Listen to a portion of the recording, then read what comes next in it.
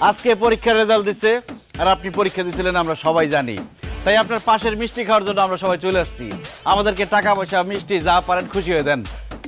আমি পাস করছি আপনাদের কে বলছে? এটা কি বলার দরকার আছে?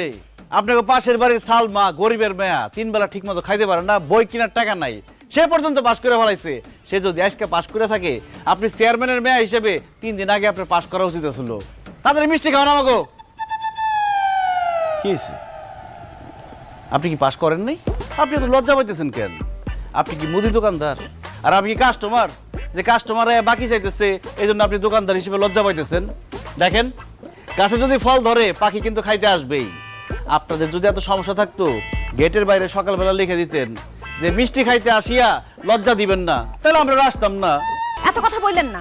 আপনারা আমি ডাইকা আনি নাই, আপনারা নিজেরা আসছেন, বাদ্য বাজনা বাজাইছেন, ভালো হয়েছে। এখন যান, আপনারা যান।